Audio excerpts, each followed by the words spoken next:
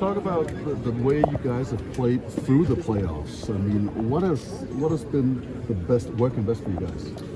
Just playing pace basketball. You know, playing 15 men deep, just playing fast, playing free, playing off random ball. What are you going to take on to the finals? Just keep doing the same thing, or are you going to change it up? Continue to play pace basketball. That's what got us here. You know, I think that's what's going to help us succeed in the finals, and that's what we're going to have to do. And last one from last year, conference finals, this year's final. What did you learn from last year to take on to this season? I think we just learned how hard it is to get here, not taking being in this position for granted, and understanding like most guys don't play this long into the season, into the year. So just having our bodies right, our legs underneath us, I think was very helpful. What all do you guys have gotten to the finals? Your balance attack. How critical would that be for you guys beginning tomorrow's series against the Thunder? You know, I just said, like, I think that's just who we are. It's our identity, playing basic basketball. I think it's a big part of it. So, you know, it's going to be on us to make sure they continue to do that here. And besides game plan, what's the big difference in the approach you guys are having for the finals rather than the first rounds of the playoffs? I think we're just playing basic basketball. We're going to play our brand of basketball. We're worried about us and, you know, playing our game and going to let that carry us through. Can you walk us through what it took to get your ankle ready between you and Simon, all that work that it took? It took a lot, man. It was pretty much rehab every minute of that day. So it was cold tub, game ready, hyperbaric chambers, it was red light therapy, it was manual leg, it was shockwave, it was anything you can name. We kind of threw it at the ankle, but there was no chance I was missing that game. How huge were these few days to allow it for it to get even better? I needed them. Yeah. I was looking forward to these days off. You know, I took them, and you know, I'll be ready. Pascal obviously had that great run with the Raptors in 2019 finals. What advice has he relayed to you guys, if anything, about how this week is maybe a little different, how to approach it? Yeah, he's been a constant presence in our locker room, constant leader in our locker room, and he's done a good job of just, you know, keeping us all level-headed and our eyes on the prize. A lot of folks make it big bull, picking the Thunder. You guys appear to be the underdog. How much do you relish that? Just you know, folks going against you guys. How much do you relish that going to this matchup? We enjoy it. I think everybody in our locker room, our staff, we enjoy being the underdogs. I mean, we've been the underdogs since I've gotten here for the last 3 years. Every game in the playoffs, I felt like nobody wanted us to win. We're here, and nothing's new, and we're going to attack it with the same mindset. And when you're watching film, especially of a great player, is it fun? Is it exciting? Is it stressful when you're watching like what you have to face? It's fun, you know, just watching them, learning from them, learning like what they really like to do, what they're really good at, and just figuring out ways to stop that. I find it fun, and you know, part of what I like about the game. Isn't that like a little bit maniacal? You can say I'm a little perfectionist. When you watch Shea, is he one of the more fun films to watch? Yes and no. I mean, he plays at a very good pace, very interesting pace that not a lot of guards play at. So it's fun to watch him.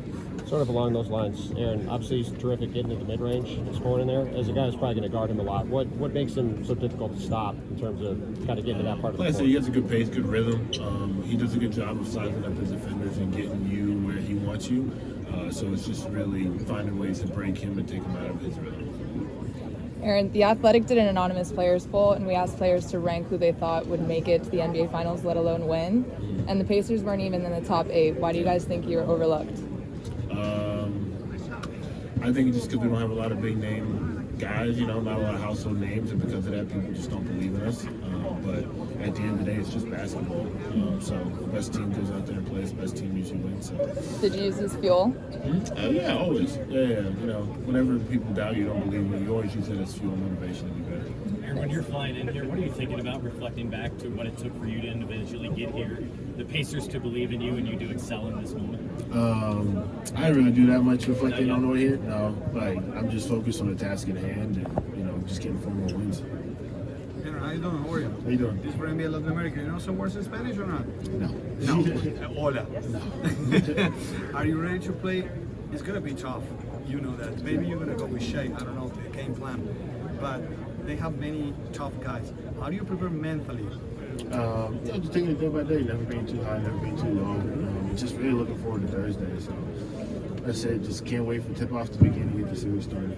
if you have to tell me, I don't know why, if you have to tell me some qualities of Shea, just Alexander, to play defense on him, do you have in mind which one could be the weaknesses? Yeah, I got a few things in mind. Yeah? You're not gonna tell me? But you have to study on him Yeah, already. yeah, for That's sure. good. That's good. Okay, last one. Your memories about NBA final when you were a kid. You remember someone special? Actually, it's funny enough. The most memorable finals for me was the 2011 finals with Coach Carlisle was coaching because I was a Miami Heat fan. Oh, that is Miami Heat. That was good. Yeah. Thank you so much. Thank you. Several players have mentioned that. Has that been anything Rick's used and pulled moments from it all? Yeah. He's mentioned he's told us some stories about his time during that run and just kind of making some similarities between their run and our run. Aaron, are there any similarities in the way Jalen, Brunson, and Shea play and the way they use their bodies, get to their spots, and try to, sort of contact? Yeah, for sure. I mean, they're both great individual scorers and talented players, and they know how to use their body to draw fouls and get into you and get their space and get to mid-range jumpers. So, yeah, there is a lot of similarity between the two. I'm gonna try to rattle guys. Is that part of your scheme of defenses to get in their head? Hey man, I'm gonna go out there and do what I do. Y'all can watch and see. Yeah. Has it hit you that Finals, the East Finals MVP voting was 5-4. I don't want to get you into any controversy. Just want to know if that talks about positively about Pacers basketball. For what? Sorry. The voting for East Finals MVP. Oh, Does okay. that talk positively for Pacers basketball and everyone involved and stuff? For the sorry.